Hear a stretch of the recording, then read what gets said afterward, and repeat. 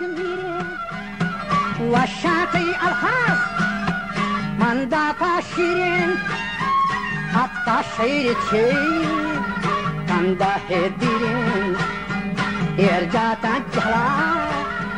ای پیتو بیرین بر جواب ابو مرد نادانا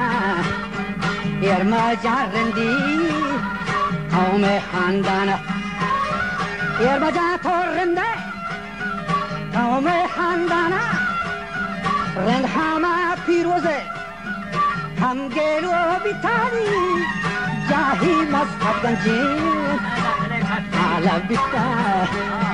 جاهی مذهب گنجین علف بیتا آروچی سما هم یزید بیتا بادشاه هم آوار تا یزید بیتا سمیان بد پھیلا که امام کشتا اره رندا چه آمول تا گلگ زرتا رندا چه آمول تا گلگ زرتا لدانو بوجا ناچرا رت دیم تماسی بی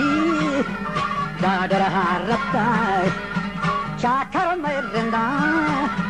بی کماشی بیچاری لائے کو نامدار اجرا پیلی چاکر رند ہاں واسه بشیبا شنده گشتی اوڑے اور چی لائے کو نامدار یلی چاکر ہر کجا قوم مستریان رہبار پیرو کوتی نامانی ملے گھرام گشتی اوڑے پیرو کی نامانی ملے گھرام نامی انگا ایرے گشتی گنگو ہرے ہر تای پیرو پاچه زام دیتا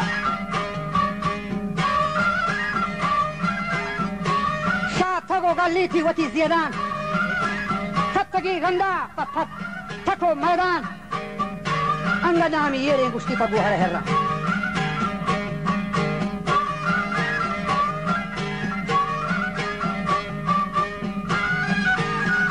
گشتی واجا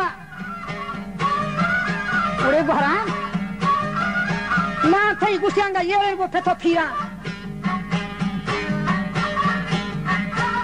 مشتگا آروچی رندان ده سدی جوهان پر میار جلی گوشتی لائکے نوحان آروچی اتگو باوٹا تھئی گوھرام کوتان واشن ابی کنده بله کای تهانی وقت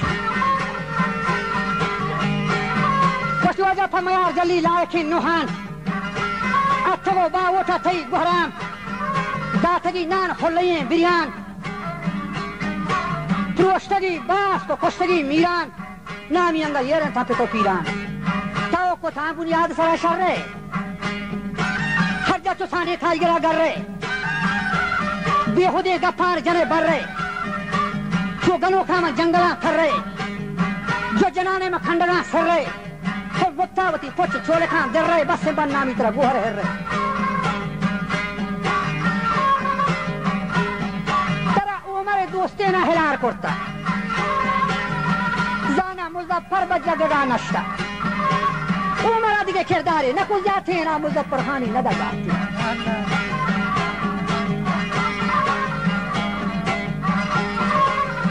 وہ تو ہمیں شمارا داغ داتا ہے